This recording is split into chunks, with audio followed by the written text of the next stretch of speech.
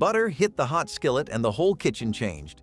That sizzle, then the smell, golden and deep, before anyone said a word. Nothing your grandmother cooked came with a label. Here are 30 foods that made Americans healthy in the 1970s that we stupidly replaced. Real butter was the foundation of every kitchen that knew what it was doing in the 1970s.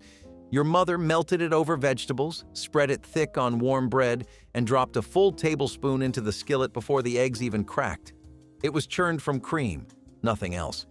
And it carried fat-soluble vitamins A, D, E, and K straight into your bloodstream without a second thought. Then the margarine industry moved in hard, and by 1976, Americans were eating over 7 pounds of hydrogenated vegetable oil per person each year, packed with trans fats that would later be linked to the very heart disease butter had been blamed for. The USDA data shows butter held steady at about 3 pounds per person, while margarine quietly poisoned for decades. Your grandmother never touched margarine. She knew by the color alone it was wrong. Too yellow, too slick, too easy. She kept the butter dish on the counter where it belonged, soft enough to spread, rich enough to taste. Before anyone decided fat was the enemy, whole milk was what your family poured over everything. Cereal, oatmeal, cornbread crumbled into a glass at night.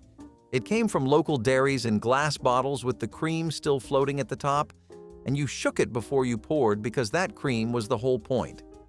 Whole milk carried calcium, vitamin D, conjugated linoleic acid, and enough fat to help your body actually absorb it all.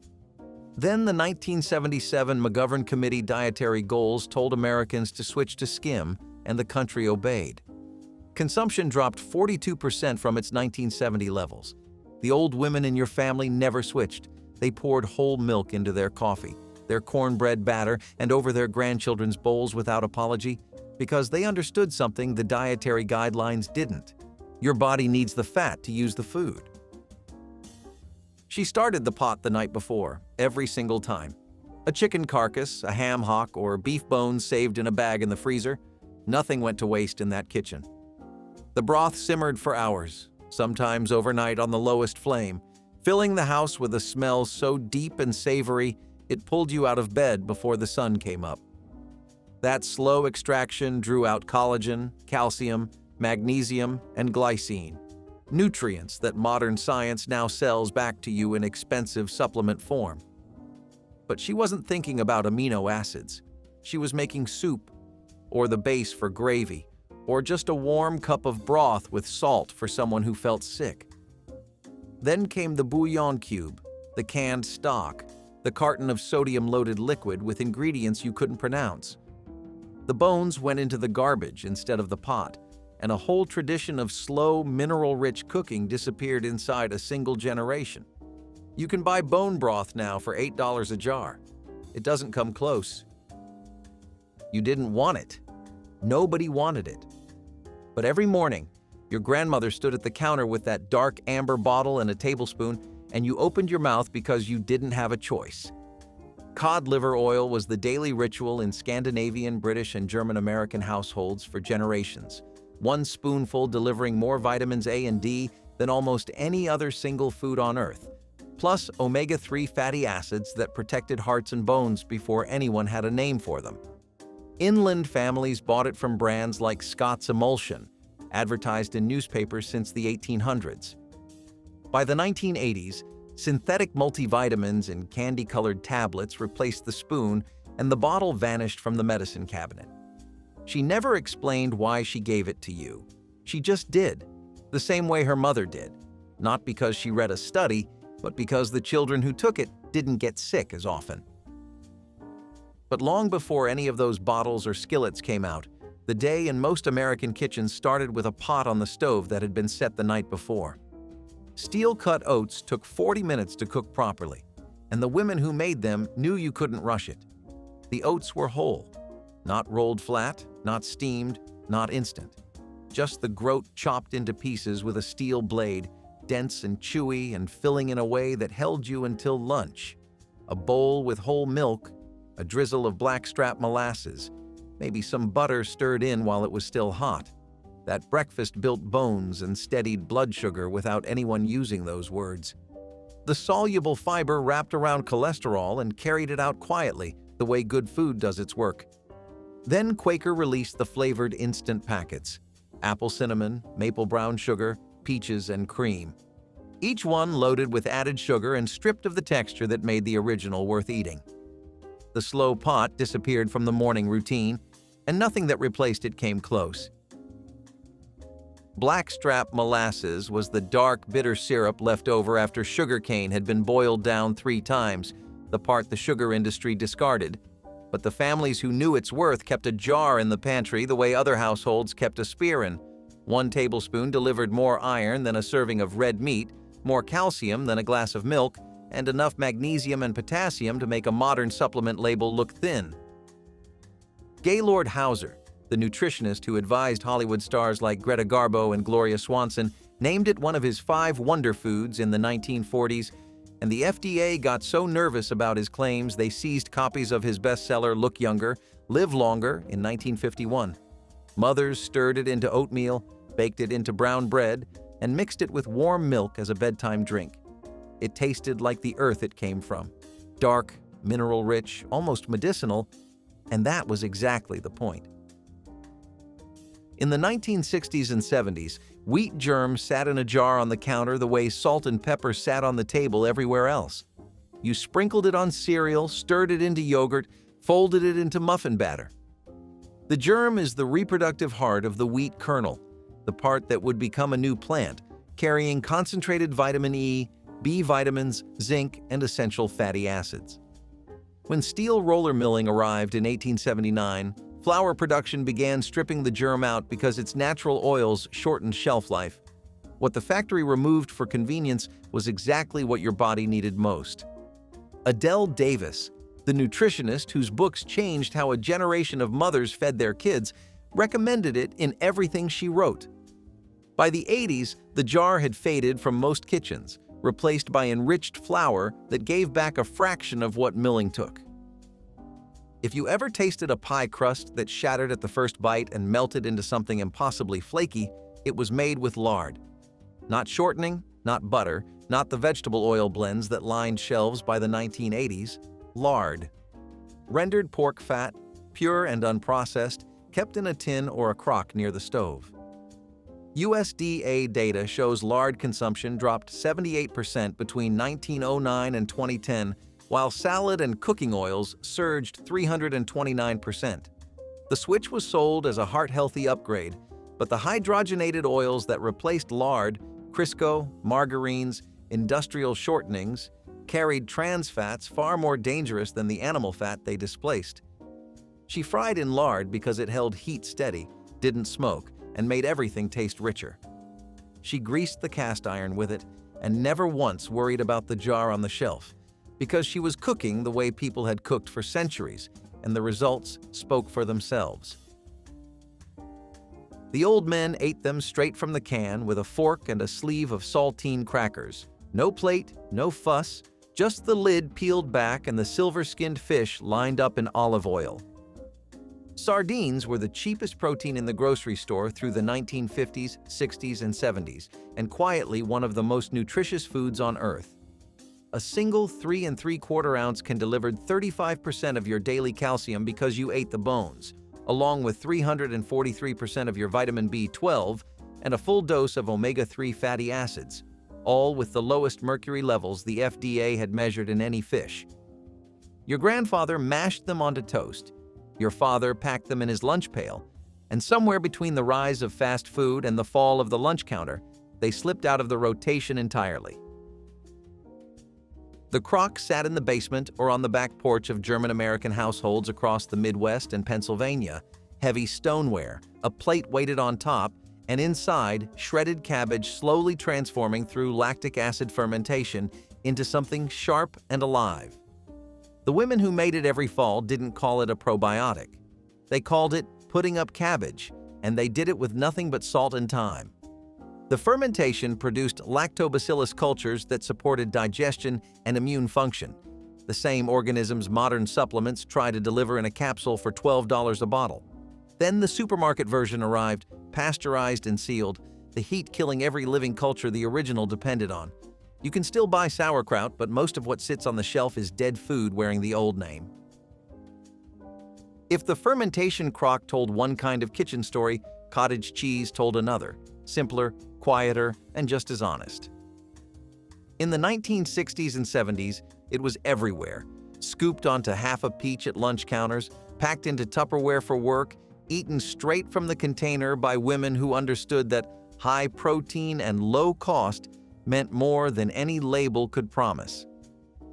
Richard Nixon famously ate it with ketchup, which was his business, but the rest of America had better sense. Fresh strawberries, canned pineapple, a handful of grapes. It was naturally rich in casein protein, calcium, and the live cultures that come with real fermented dairy. Then the flavored yogurt aisle exploded in the 1980s, each cup loaded with corn syrup and fruit-flavored sugar gel and cottage cheese, plain, unglamorous, unmarketed, faded to the back of the dairy case. It had sold itself for decades until something sweeter took its place.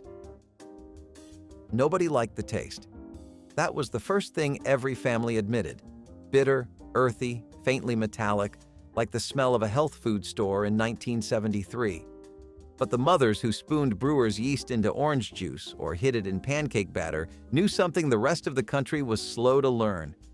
It packed more B vitamins per tablespoon than nearly any whole food on the shelf, along with chromium for blood sugar regulation and selenium for thyroid function. Gaylord Hauser championed it as one of his 5 wonder foods alongside molasses and wheat germ, and Adele Davis, whose Let's Eat Right to Keep Fit sat on kitchen shelves from California to Connecticut, prescribed it for everything from fatigue to postpartum recovery. It came in bulk bins at co-ops for pennies a serving. Then the supplement industry figured out how to isolate every nutrient it contained and sell them back in pill form, and the jar went quiet on the shelf. Brown rice showed up in American kitchens the same way most good things did in the 1970s, through a book that changed the way people thought about food. Francis Moore Lapé's Diet for a Small Planet, published in 1971, taught a generation that rice and beans together formed a complete protein. Michio and Aveline Couchy had been stocking brown rice at their Erewan store in Boston since 1966, alongside miso and sea vegetables. The whole grain kept its bran and germ intact, the fiber, the B vitamins, the manganese that white rice lost during polishing.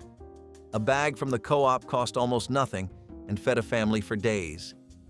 Then the microwave rice packets arrived, and the grain that had sustained civilizations got traded for something that cooked in 90 seconds and tasted like nothing. The bottle sat on the shelf between the honey and the molasses, and it looked like something you'd clean a window with. Cloudy, amber, with strange filaments drifting near the bottom that your grandmother called the mother. Apple cider vinegar as a daily tonic had roots in Vermont folk medicine, popularized by D.C. Jarvis in his 1958 book that prescribed 2 teaspoons in water before meals for everything from arthritis to indigestion. The acetic acid supported digestion and helped stabilize blood sugar, though nobody in that kitchen used those terms. She just poured it, the same way her mother had, the raw, unpasteurized kind, with the cloudy sediment still alive at the bottom, carried enzymes and beneficial bacteria that the filtered clear vinegar on supermarket shelves couldn't match. By the 80s, the antacid industry had convinced Americans that stomach trouble required a pill, not a pantry staple. If apple cider vinegar was the tonic nobody wanted to talk about, sunflower seeds were the snack everybody carried without thinking twice. They lived in jacket pockets, glove compartments, brown paper bags tucked into lunchboxes, and every co-op in America sold them from bulk bins for less than $1 a pound. A handful delivered vitamin E, magnesium, selenium, and healthy fats in a ratio that modern nutritionists now call nearly ideal for heart health. You cracked them with your teeth and spit the husks without apology, on porches, in dugouts, along the bleachers at Little League games. Then came the cheese-flavored crackers, the ranch-dusted chips, the 100-calorie snack packs wrapped in plastic. The bulk bin disappeared, and a generation of kids grew up reaching for a bag instead of a pocket.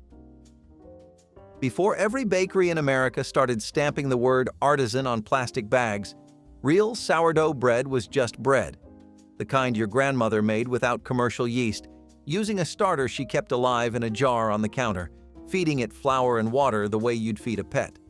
The wild yeast and lactobacillus bacteria did the rising slowly, over hours, and that slow fermentation broke down phytic acid, the compound in grain that blocks your body from absorbing iron, zinc, and calcium.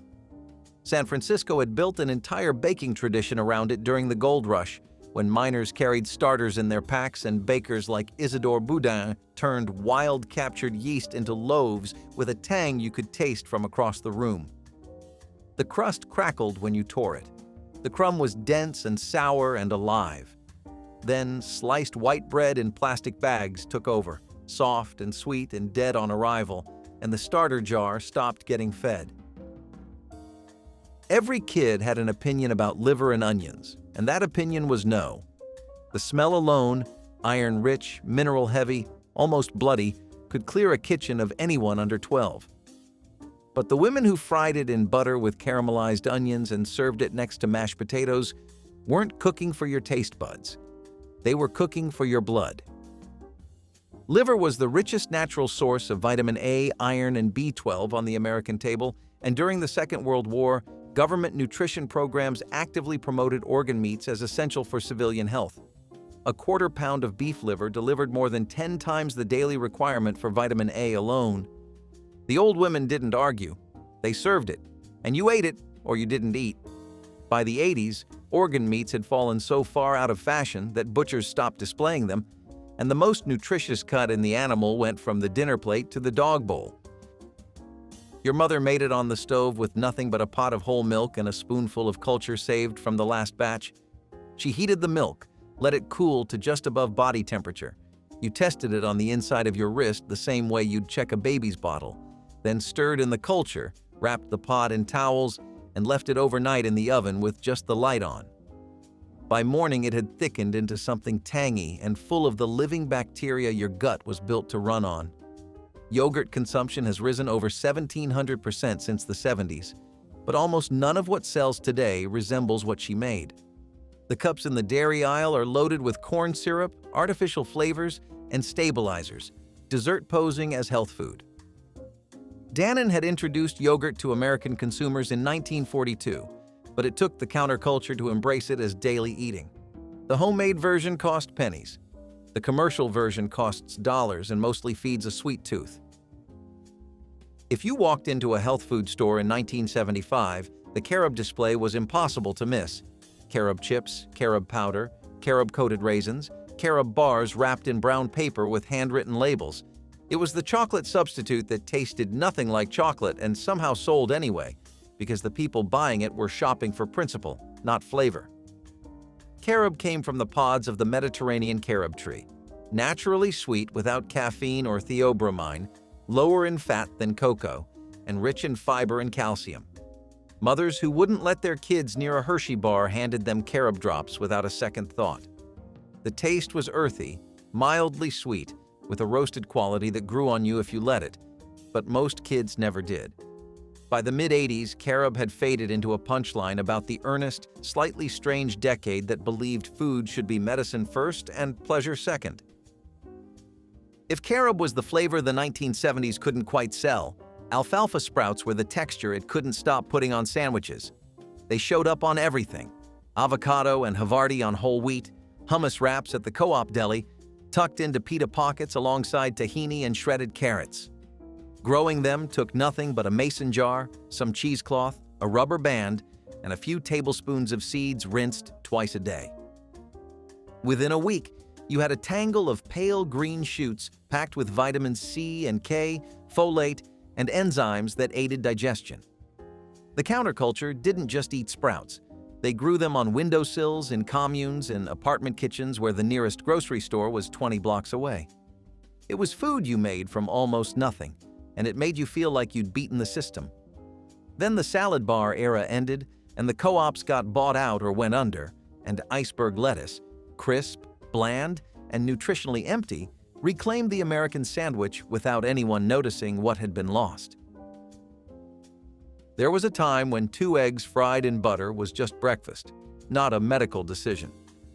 Your father cracked them into the skillet every morning without checking a chart, and your grandmother kept a bowl of them on the counter, unrefrigerated, the way farm families had done for generations. Then came the cholesterol panic. Time magazine ran its infamous "Hold the Eggs and Butter" cover in 1984, and overnight, the egg became the enemy. Each yolk carried 187 milligrams of cholesterol, and the dietary guidelines treated that number like a threat. Americans switched to egg whites, egg substitutes, and cereal, trading one of the most complete whole foods on earth for processed alternatives that cost more and delivered less. Study after study eventually cleared the egg, showing no link between consumption and heart disease. She never stopped eating them. She just stopped talking about it. The honey jar in your grandmother's kitchen didn't come from a grocery store shelf. It came from a man down the road who kept bees, or from a farm stand at the edge of town, or from a co-op that stocked it in mason jars with handwritten labels listing the floral source: clover, wildflower, buckwheat. Raw honey carried active enzymes, trace pollen, and antimicrobial properties that processed honey, heated, filtered, and blended from multiple countries, couldn't match. She used it in tea, drizzled it over biscuits, stirred it into cough remedies that worked better than anything in the pharmacy aisle. A teaspoon of local raw honey was folk medicine and sweetener in one. Then the 1970s brought high-fructose corn syrup into the American food supply, subsidized by federal corn policy and cheaper than anything nature could produce. It flooded into soft drinks, bread, cereal, ketchup, and the honey jar got pushed to the back of the shelf where it gathered dust instead of doing its quiet, steady work. The ham bone never went into the garbage. That was a rule in kitchens that understood what food actually cost. Not the price on the label, but the work behind it. After the holiday ham was carved down to nothing, the bone went into the biggest pot in the house with dried split peas, an onion, a few carrots, and enough water to cover it all. It simmered for hours until the peas dissolved into something thick, smoky, and impossibly filling, a soup that could feed a whole family for 2 days on ingredients that cost almost nothing. The collagen from the bone gave it body. The peas delivered protein and fiber in amounts that most modern packaged soups can't touch. It was Depression-era cooking carried forward by women who never stopped living by its rules, even after the hard times ended. You ate it with cornbread or a heel of day-old bread, and it warmed you from the chest outward. Nobody makes it from a ham bone anymore. They open a can that tastes like salt and memory. The first time most Americans saw tofu, it was sitting in a water-filled tub at the co-op looking like something between cheese and nothing at all. It didn't help that nobody knew what to do with it. But the communities that figured it out, the communes, the co-op kitchens, the macrobiotic circles, turned it into something worth eating. The Farm, a commune in Summertown, Tennessee, started making their own tofu in the early 1970s and published a cookbook that taught thousands of households how to press, slice, and fry it. Frances Moore Lappé had already laid the groundwork with her protein complementarity theory. Combine soy with grain, and you had a complete amino acid profile without touching meat. Tempeh, the fermented cousin from Indonesia, showed up in health food stores a few years later, denser and nuttier, with a texture that held up in stir-fries. Both cost pennies per serving. Both delivered. Then the processed soy industry hijacked the ingredient, turned it into soy isolate and texturized protein, and the whole food disappeared inside the factory version. There was a year when homemade granola meant something. Oats, honey, sunflower seeds, maybe some coconut and raisins, toasted slowly in the oven until the kitchen smelled like warmth itself. You made it in a sheet pan and stored it in a mason jar, and every batch tasted a little different because nobody followed the recipe exactly. Then the food industry noticed it was selling. By 1974, Quaker's 100% natural cereal had cracked the top 5 brands in America, the first new cereal to do that in 30 years. General Mills rushed out Nature Valley. Kellogg's launched Country Valley.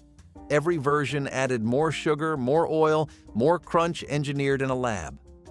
What started as the simplest possible breakfast became another processed product in a foil-lined bag with a health claim on the front and a sugar count on the back. The mason jar got put away. She soaked them overnight, always. A bowl of pintos or navy beans or black-eyed peas covered in water on the counter, softening in the dark while the house slept. By morning, they'd swelled to twice their size, and she drained them, covered them fresh, and set the pot on low with a ham hock or a bay leaf or just salt and garlic, whatever the pantry offered. Cooking dried beans from scratch was not a recipe. It was a rhythm, as automatic as making coffee, and it produced a pot of food so dense with protein, fiber, and iron that $1's worth of ingredients fed a family for 3 days. Lappe had explained the science in 1971. Beans plus rice equals complete protein. But the women cooking them didn't need a book to tell them what they already knew. Then the canned version arrived, bloated with sodium and sitting in metallic-tasting liquid, and the overnight soak became something nobody had time for anymore. The cheapest, most nutritious staple in the American pantry got replaced by the laziest version of itself. Before the diet soda boom of the 1980s, there was a quieter ritual in kitchens and co-ops across the country. A pot of herbal tea brewed from chamomile or peppermint or rose hips, poured into a ceramic mug and sipped slowly. Celestial Seasoning started in a Boulder, Colorado barn in 1969, hand-sewing muslin bags filled with wild herbs from the Rocky Mountain foothills. By the mid-70s, their Red Zinger and Sleepy Time blends sat on co-op shelves from Vermont to California. The teas carried no caffeine, no calories, and no chemicals, just dried plants steeped in hot water. Your grandmother brewed peppermint for a sour stomach and chamomile for a sleepless night, and it worked often enough that she never stopped. Then the soda aisle doubled, and the teapot went to the back of the cabinet. The garden was not a hobby. It was how you ate. In 1943, at the peak of the Victory Garden movement, 20 million American households grew their own vegetables and produced nearly 40% of the country's total supply. That tradition didn't end when the war did. It carried forward into the 50s, 60s, and 70s, when your grandmother still kept rows of tomatoes, pole beans, cucumbers, and squash behind the house, tended every morning before the heat set in. She picked what was ripe and cooked it that night. The tomato was still warm from the sun when she sliced it. The green beans snapped clean because they'd been off the vine less than an hour. There was no wax coating, no ethylene gas to force ripeness, no 3,000-mile truck ride between the field and the plate.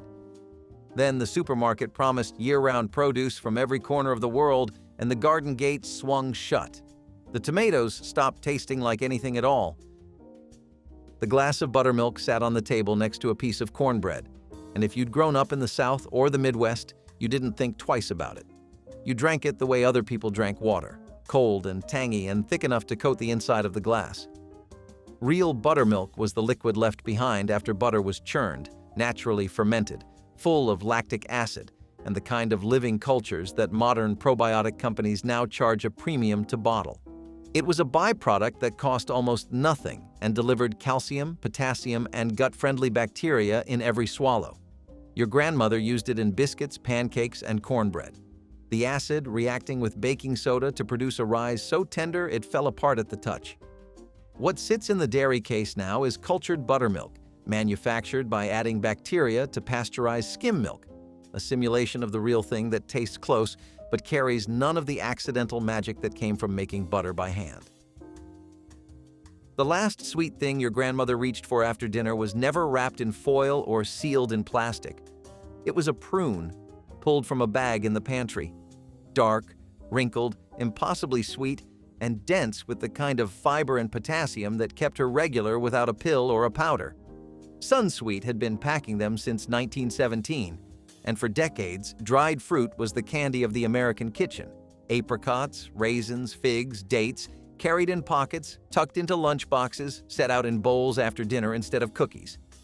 Kids didn't love them, but kids ate them because that was what there was. Then the fruit snack arrived, gummy, neon-colored, shaped like cartoon characters, and marketed as containing real fruit juice while delivering mostly corn syrup and red dye number 40. The prune got rebranded as a dried plum in a desperate bid for relevance, and the bag in the pantry stopped getting replaced. She's gone now. The pantry is empty, and the fruit snacks are still on the shelf, brighter than anything that ever grew on a tree. Beef Wellington carried the weight of culinary ambition through first-class cabins during the golden age of commercial aviation. This dish demanded kitchen standards usually reserved for Michelin-starred establishments, tender filet wrapped in mushroom duxelles and pâté encased in golden puff pastry arriving perfectly flaky at passengers' tray tables. The logistics were staggering, requiring temperature-controlled preparation before boarding and precisely timed finishing in galley ovens. Airlines employed trained chefs who understood that pastry had to breathe correctly at altitude, where pressure changes affected texture and browning. Passengers sliced through buttery layers to reveal pink-centered beef surrounded by earthy mushroom filling. This dish represented absolute commitment to the idea that flying should elevate every aspect of life. Beef Wellington disappeared when accountants replaced culinary directors, leaving behind memories of when airlines believed passengers deserved genuine artistry. Real butter pats in foil wrappers accompanied nearly every hot roll, cornbread square, and biscuit that emerged from 1970s cafeteria kitchens. These small rectangles of churned cream represented thousands of years of human nutrition science compressed into convenient individual servings. Children peeled back the wrapper and spread golden fat onto warm bread without anyone suggesting this was dangerous. The butter melted into every crevice, adding richness and satisfaction to meals that might otherwise feel institutional. When margarine replaced butter in the name of heart health, schools unknowingly introduced trans fats that proved genuinely harmful. The butter had been protecting children all along, providing vitamin A, vitamin K2, and healthy saturated fats that growing bodies needed. Modern nutritionists have reversed decades of butter demonization, acknowledging that this whole food never deserved its villainous reputation. Apple cinnamon baked porridge turned a simple pot of oats into a fragrant, oven-baked delight that fit perfectly with the 1960s fascination for make-ahead meals. Rolled oats were mixed with diced apples, milk, eggs, and a generous dash of cinnamon before being baked until the top turned golden and the fruit softened into sweet pockets of flavor. This dish could be prepared the night before and reheated in the morning, making it ideal for busy households looking to serve a nourishing breakfast without early morning fuss. The combination of whole grains and fresh fruit offered lasting energy and a natural sweetness that appealed to both adults and children. Many families served it with a drizzle of warm milk or a dollop of yogurt for added creaminess, while some sprinkled chopped walnuts on top for crunch. Apple cinnamon-baked porridge became a quiet hero of the health-conscious 60s, proving that simple ingredients and slow baking could create a breakfast that was both comforting and forward-thinking. Shrimp cocktail service opened first-class meals with theatrical presentation that established expectations for everything following. Chilled jumbo shrimp arrived in silver bowls nested on crushed ice, accompanied by crystal vessels of house-made cocktail sauce spiked with fresh horseradish. The shrimp were sourced from Gulf waters and premium fisheries, selected for size and sweetness matching the elegance of service. Flight attendants presented each cocktail with practiced grace, placing linen napkins and explaining seafood provenance to curious passengers. The cold appetizer served practical purpose too, cleansing palates and building anticipation for hot courses that followed. Airlines maintained relationships with suppliers who understood in-flight seafood had to exceed typical restaurant standards because any failure occurred in a confined space. Shrimp cocktail disappeared during the 1980s deregulation, when appetizer courses became first casualties of cost reduction. Creamed corn made from actual cream and butter appeared in serving lines across American schools throughout the 1970s. Cafeteria workers opened industrial-sized cans of corn and transformed them into something rich by adding cream, butter, and sometimes a touch of sugar. The dish was silky, sweet, and satisfying in ways that plain corn never achieved. Children who might refuse vegetables often accepted creamed corn because it tasted almost like dessert. The fat content made it filling, and the preparation made it palatable to even the pickiest eaters. When dietary fat became the enemy, creamed corn disappeared from menus, replaced by plain kernels that children promptly ignored. The irony is that the cream and butter help children actually consume their vegetables while providing fat-soluble vitamin absorption. Removing the richness didn't make children healthier. It just made them eat fewer vegetables altogether. Tomato and herb omelette celebrated the fresh flavors of backyard gardens and farmers markets that became increasingly popular during the 1960s as more families embraced local produce. Eggs were whisked until light and airy, then folded around ripe tomatoes and fragrant herbs such as parsley, chives, or tarragon, creating a dish that looked as vibrant as it tasted. This omelette delivered plenty of protein and vitamins while allowing home cooks to highlight seasonal vegetables without spending extra money on expensive meats. The bright acidity of the tomatoes balanced beautifully with the soft texture of the eggs, and the aroma of herbs filled the kitchen with an inviting, savory scent. Some households added a sprinkle of mild cheese like Farmer cheese or Monterey Jack for a creamy touch, but many preferred the clean, vegetable-forward simplicity that felt new and healthy. Weekend brunches often featured this dish alongside fresh fruit or a slice of whole grain toast, making it a favorite for both family breakfasts and casual entertaining. Tomato and herb omelette embodied the decade's enthusiasm for wholesome meals that showcased natural flavors. Whole roasted Cornish game hens arrived at passengers' tray tables as individual birds, a presentation that made economy class feel almost luxurious during the Golden Age.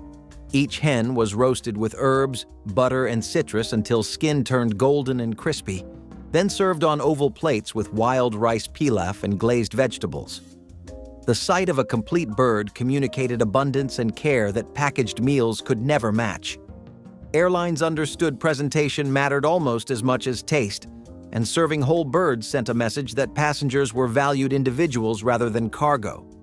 Preparation required coordination across multiple kitchens, with hens roasted to precise specifications before loading into temperature-controlled carriers. Passengers carved their own birds using silver cutlery provided, creating interactive dining encouraging slower, deliberate eating. This dish faded as airlines searched for efficiencies, replaced by pre-sliced proteins requiring neither carving skills nor individual attention. Full-fat cottage cheese in individual cups was a protein staple that appeared alongside canned peaches and crackers on countless 1970s lunch trays. The curds were creamy, slightly tangy, and substantial enough to constitute a meal component rather than an afterthought. Children received the same full-fat version their parents ate at home because nobody had yet decided to remove the fat that made cottage cheese palatable. The texture was rich rather than watery, and the flavor was mild enough for children, while satisfying enough to constitute real nutrition. When low-fat versions replaced the original, cottage cheese became something children recognized as diet food and promptly rejected. The full-fat version had been delivering protein, calcium, and genuine satisfaction in perfect balance. Removing the fat destroyed both the taste and the nutritional completeness that made it worth serving in the first place. Cottage cheese and peach plates became a cheerful staple in diners and home kitchens across America during the 1960s as people searched for figure-friendly breakfasts with a touch of elegance. Served cold on simple white plates, the combination of creamy cottage cheese and juicy sliced peaches offered a balance of protein, calcium, and natural sweetness that felt almost luxurious.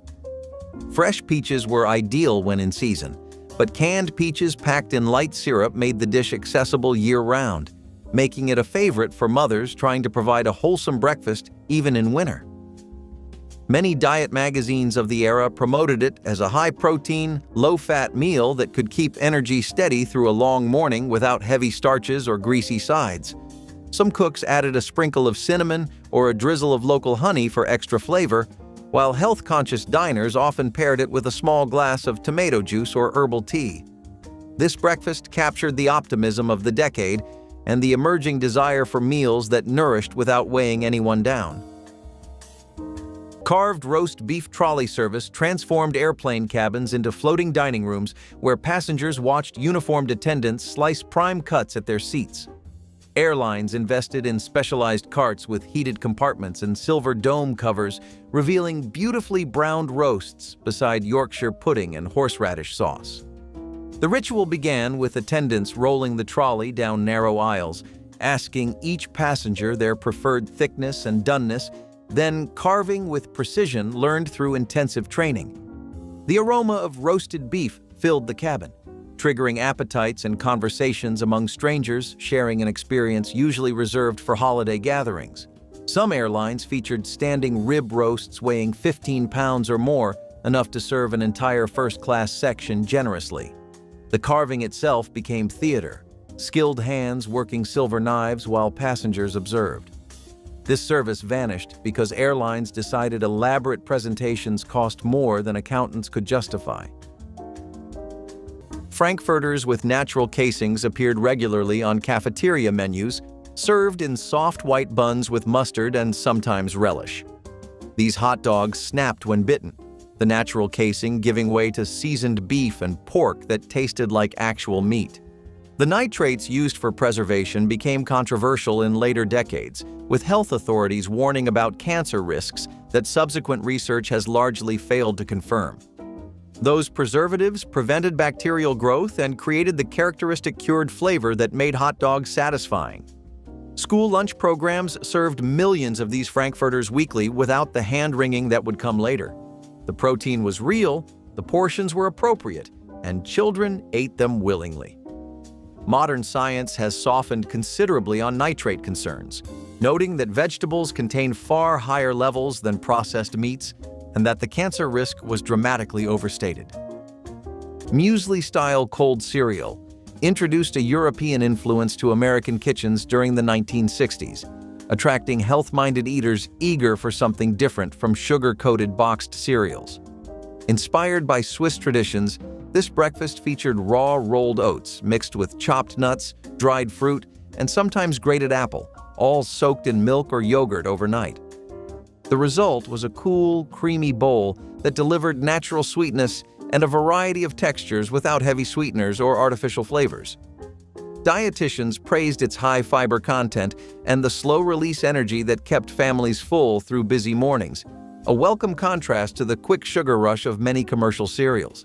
Home cooks often customized their blends, adding almonds, raisins, or sunflower seeds depending on what was available, which made it both economical and personal. Served chilled and often topped with fresh berries or a drizzle of honey, muesli-style cold cereal represented the adventurous side of 1960s breakfast culture, combining European elegance with practical American thrift in a single satisfying meal. Smoked salmon and caviar appetizers represented the most aspirational moments in commercial aviation, when airlines believed first-class passengers deserved embassy dinner ingredients. Thin slices of Scottish salmon were arranged on chilled plates beside dollops of beluga caviar, accompanied by minced egg, capers, and crème fraîche. The presentation required specialized training. Attendants handled mother-of-pearl spoons to prevent metallic flavors from corrupting delicate roe. Airlines maintained temperature-controlled storage for these ingredients. Understanding caviar required conditions regular refrigeration couldn't provide. Passengers experienced genuine luxury, connecting them to aristocratic traditions stretching back centuries. The combination of silky salmon and briny caviar created flavor complexity, reminding travelers they experienced something rare. This appetizer vanished as airlines calculated cost per gram of serving fish eggs at altitude, replacing luxury with marketing language describing cheaper alternatives. White bread rolls fresh from the oven accompanied nearly every hot lunch served in 1970s cafeterias. These soft, pillowy rounds of refined flour were everything whole grain advocates would later condemn, yet they provided calories, comfort, and carbohydrates that active children burned through by afternoon recess. Cafeteria workers baked them on site in many districts, filling hallways with aromas that made children actually anticipate lunch. The bread was tender, slightly sweet, and perfect for soaking up gravy or spreading with butter. When whole grain mandates arrived, schools replaced these beloved rolls with dense brown alternatives that children threw away in alarming quantities. The white bread had been doing its job, delivering energy and satisfaction to children who needed both. Modern nutritional science acknowledges that refined grains in moderate amounts pose no particular health threat to active growing children. Ricotta and berry crepes brought a gentle European elegance to American mornings in the 1960s when home cooks looked for lighter ways to impress family or guests without heavy frying or sugary batters. Thin crepes were cooked in well-seasoned pans until just golden, then filled with creamy ricotta cheese lightly sweetened with a touch of honey and a squeeze of lemon for brightness. Fresh seasonal berries such as strawberries, raspberries, or blueberries added a vibrant burst of color and natural sweetness, creating a breakfast that felt fancy but was surprisingly simple to make in any modest kitchen. Many magazines of the decade praised this dish for its balance of protein and fruit, noting how it satisfied hunger while still feeling delicate and refined. Weekend brunch gatherings often featured these crepes as a centerpiece, offering a taste of continental sophistication without the need for expensive ingredients. Ricotta and berry crepes perfectly captured the optimistic spirit of the era, showing that health and indulgence could share the same plate and start the day on a graceful note. Lobster Thermidor was once the crown jewel of first-class airline dining, representing an era when carriers competed fiercely to offer luxury at 35,000 feet. Flight attendants wheeled elegant carts through cabins, presenting whole lobster tails split and filled with rich mixtures of cream, egg yolks, brandy, and Gruyere cheese, then broiled until golden. Airlines like Pan Am and TWA maintained galleys with proper broilers and trained crews in classical French techniques. Passengers dressed in their finest understood their ticket, purchased not just transportation, but a dining experience rivaling ground-level fine restaurants. The dish required precise timing, lobster shells arriving at perfect temperature as champagne poured into crystal flutes. What made this remarkable was the refusal to compromise on quality, despite cooking challenges in pressurized metal tubes racing through the stratosphere.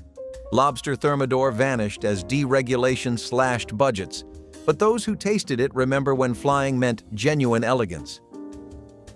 Beef tallow French fries represented a golden age of cafeteria cooking that health reformers dismantled with devastating efficiency.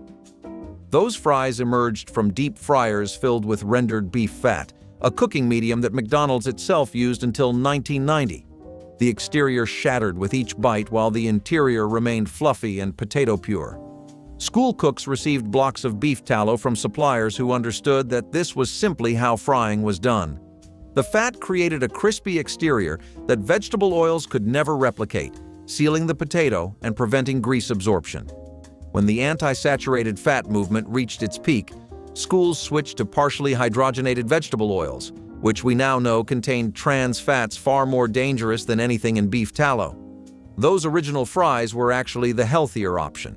The tallow produced superior texture, better flavor, and posed no cardiovascular risk that modern science can identify. The switch to vegetable shortening created the actual health crisis. Orange oat. Bran muffins were a bright way to start the day in the 1960s, when many families began exploring healthier options without sacrificing taste. Home bakers loved the natural fiber from bran, and adding fresh orange zest and juice brought a lively citrus kick that felt modern and uplifting. These muffins were made with whole wheat flour, wheat bran, and just enough honey or brown sugar to create a subtle sweetness rather than a dessert-like punch. The texture stayed moist thanks to buttermilk, and the orange peel gave off an aroma that woke up the entire kitchen before the coffee even brewed. Mothers liked serving them warm with a pat of butter or a spoonful of homemade jam, while children enjoyed their gentle sweetness on school mornings. Community cookbooks often featured this recipe, encouraging families to take advantage of readily available oranges shipped in from Florida and California. Orange oat bran muffins reflected the decade's curiosity about nutrition and flavor, proving that healthy could also be inviting and easy to prepare for busy mornings. Duck à l'orange brought classical French cuisine to cruising altitude, demonstrating that airlines once considered culinary excellence a competitive advantage worth significant investment. The dish featured roasted duck with crispy skin, served in glossy orange sauce made from fresh citrus, Grand Marnier, and rich duck stock reduced until it coated each slice perfectly. Flight attendants presented the dish on warmed china plates, garnished with orange segments and fresh herbs stored in refrigerated compartments. The sweetness of the sauce balanced the rich, slightly gamey flavor of the duck in ways that surprised passengers accustomed to simpler fare. Airlines sourced ducks from specific farms. Understanding quality at this level required supply chain commitment extending far beyond the galley. Passengers eating duck à l'orange at altitude often remarked the meal surpassed hometown restaurants. This dish disappeared as carriers consolidated, leaving an era when flying meant experiencing cuisine that genuinely delighted. Canned fruit cocktail in heavy syrup was dessert disguised as nutrition, and cafeterias served it proudly. Those cubed peaches, pears, grapes, and cherries floated in sugared liquid that made fruit acceptable to children who might otherwise reject it entirely. The syrup was thick, sweet, and genuinely delicious, transforming institutional fruit into something children requested rather than avoided. Lunch ladies spooned generous portions into small bowls, and children ate every bite. When sugar became the new dietary villain, heavy syrup disappeared in favor of fruit packed in juice or water that children largely refused to finish. The original version delivered vitamins, fiber, and the simple pleasure of sweetness that made school lunches bearable. Modern thinking suggests that moderate sugar consumption, particularly attached to actual fruit, poses minimal health risk compared to the processed alternatives children consume today. Whole wheat buttermilk pancakes brought hearty goodness to the breakfast table when families wanted the comfort of pancakes without the heaviness of refined white flour. The 1960s saw a growing interest in whole grains, and cooks experimented with blending wheat flour into traditional batters to create a nutty flavor and a pleasant, earthy aroma. Buttermilk added tang and tenderness, ensuring each pancake was fluffy yet filling, a perfect canvas for fresh fruit or a drizzle of warm maple syrup. Many homemakers liked that these pancakes kept children satisfied well past lunchtime thanks to their higher fiber content, which was a talking point in health columns and women's magazines of the time. Recipes often suggested adding chopped apples, sliced bananas, or even sunflower seeds for a crunchy twist, while some adventurous cooks folded in a pinch of cinnamon for gentle spice. Whether served on a lazy Saturday morning or a busy weekday, whole wheat buttermilk pancakes reflected a forward-thinking spirit that embraced nutrition while honoring the familiar joy of a classic American breakfast stack. Chateaubriand for two represented the absolute pinnacle of airline romance, a dish designed specifically for couples celebrating special occasions at cruising altitude. Airlines offered this thick-cut center fillet, carved tableside with béarnaise sauce, to passengers who requested it through travel agents. The presentation required two flight attendants working in coordination, one carving while the other arranged vegetables and sauce on heated plates. Passengers watched as tenderloin was sliced into medallions, revealing perfectly pink centers contrasting with caramelized exterior.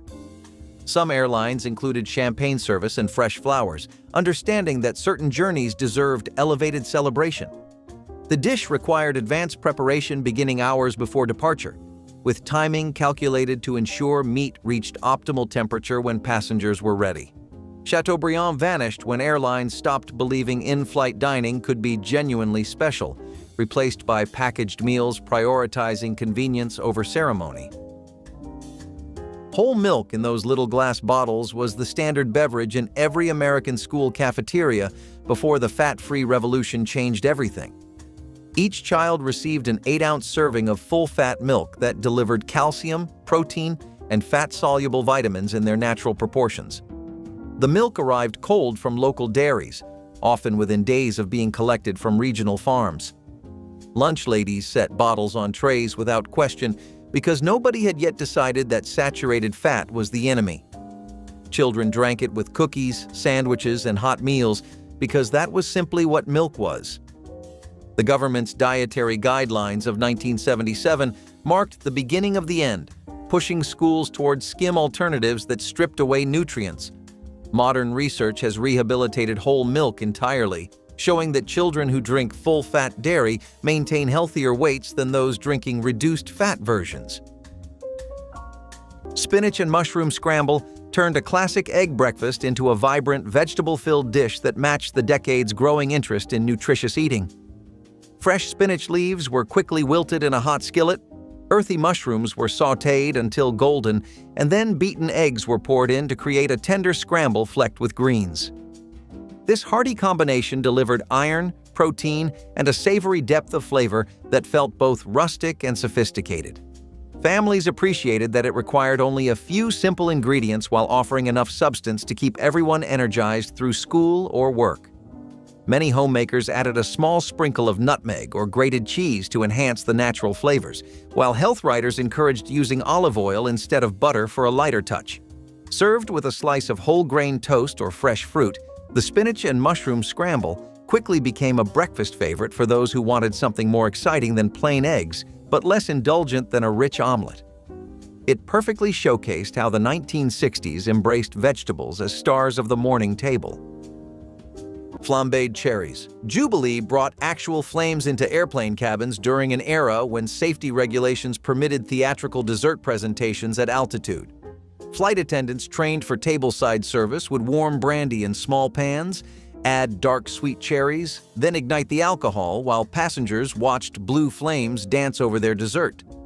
The spectacle occurred mere feet from seated travelers, who gasped with delight as fire briefly illuminated the darkened cabin before subsiding into caramelized sauce. Airlines invested in specialized equipment and training programs, ensuring safety while preserving drama. The cherries were spooned over vanilla ice cream stored in proper freezers, creating temperature contrasts, heightening every sensation. Passengers photographed the flaming presentation when cameras required flashbulbs, capturing moments impossible by modern standards. Cherries Jubilee disappeared suddenly when regulations prohibited open flames in aircraft cabins, ending forever dessert service, including genuine fire. Grapefruit halves with honey broil offered a burst of sunshine on the plate, perfect for a 1960s morning when families sought a fresh, vitamin-rich start to the day. Large ruby or white grapefruits were sliced in half, segments loosened, and the tops brushed lightly with golden honey before being placed under the broiler.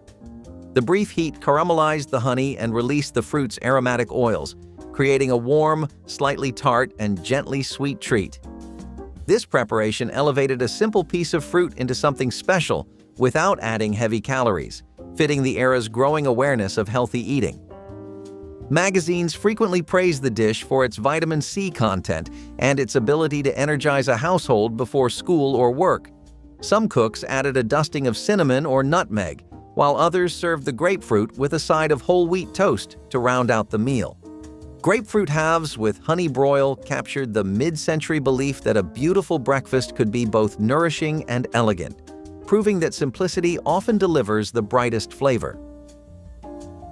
Steak Diane prepared tableside transformed first-class cabins into intimate dining rooms where passengers watched their main course assembled with theatrical precision.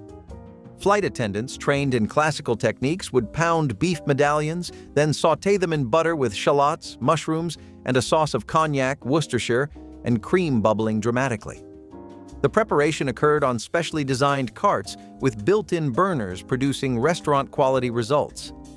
Passengers leaned in to observe each step, breathing aromas of seared beef and brandy as dinners came together. The sauce was finished with fresh cream in circular motions, demonstrating skill from weeks of training. Each Steak Diane was unique, prepared for specific passengers rather than assembled on production lines. Airlines understood performance mattered as much as the meal, that watching skilled hands create dinner produced satisfaction beyond mere eating. This service vanished when carriers decided efficiency outweighed experience. Chicken fried steak with country gravy represented the pinnacle of Southern cafeteria cooking brought into schools across the region and beyond. Thin beef cutlets were tenderized, breaded in seasoned flour, and fried until golden before being draped in cream gravy made from pan drippings. This dish was unashamedly rich, delivering protein, fat, and carbohydrates in proportions that kept children focused through afternoon classes. Cafeteria workers took pride in their gravy, whisking flour into rendered fat until it thickened into something between sauce and sustenance. The smell alone drew children to the serving line with genuine anticipation. The dish disappeared when fat and sodium restrictions transformed school menus into exercises in culinary deprivation. Modern research suggests that occasional consumption of such traditional preparations poses no meaningful health risk to active children who burn calories throughout the day. Molasses-sweetened oatmeal brought a deep, comforting flavor to breakfast bowls at a time when families were looking for hearty yet wholesome ways to start the day. Old-fashioned oats were simmered slowly in milk or water until creamy, then enriched with a spoonful of dark molasses that added iron, minerals, and a rich sweetness unlike refined sugar. The aroma of warm oats and molasses filled the kitchen, promising a meal that could sustain even the busiest mornings. Parents appreciated its low cost and high nutritional value, while children enjoyed its naturally caramel-like taste. Some households stirred in sliced bananas or chopped apples for extra texture, while others added a sprinkle of cinnamon to enhance the cozy flavor. Nutrition columns in mid-century newspapers often highlighted molasses for its trace minerals and its role as a natural sweetener that felt wholesome rather than indulgent. Molasses-sweetened oatmeal reflected the era's practical creativity, delivering warmth and energy without relying on processed ingredients, and became a trusted staple in countless American homes. Rack of lamb with mint jelly arrived at first-class seats as a complete presentation. Bones crossed elegantly, meat pink and glistening, accompanied by bright green jelly that passengers spooned alongside each bite. Airlines sourced lamb from New Zealand, selecting racks sized perfectly for individual service while maintaining visual impact. The preparation required precise roasting before departure, then careful reheating in galley ovens calibrated to preserve tenderness. Flight attendants carved portions tableside, separating chops with practiced movements while passengers anticipated that first bite, combining rich lamb with cool, sweet mint. The dish represented an era when airlines understood presentation mattered, that crossed bones and garnished plates created experiences passengers remembered. Mint jelly was house-made by airline catering kitchens, its color contrasting against the lamb's caramelized exterior. This dish disappeared as carriers eliminated tableside carving, replacing theatrical service with pre-plated portions. Chocolate milk with real sugar and cocoa was the reward every child hoped for during lunch period. This wasn't the artificially sweetened, chemically flavored version that would come later. This was real cocoa powder mixed with whole milk and cane sugar, creating something that tasted like dessert but delivered genuine nutrition. Cafeteria workers mixed it in large batches, the dark sweetness swirling into the white milk until it turned that perfect shade of brown. Children who finished their vegetables often received chocolate milk as encouragement, a system that worked because the drink was genuinely delicious. When the sugar wars began, chocolate milk became a casualty despite the fact that its sugar content was minimal compared to the sodas children would drink at home. Scientists now argue that chocolate milk's combination of protein, calcium, and carbohydrates makes it superior to most alternatives. The sugar helped children actually consume the milk, which was the entire point. Those kitchens went quiet, and we filled the silence with packages. Drop a comment with the one food you wish had never left your table.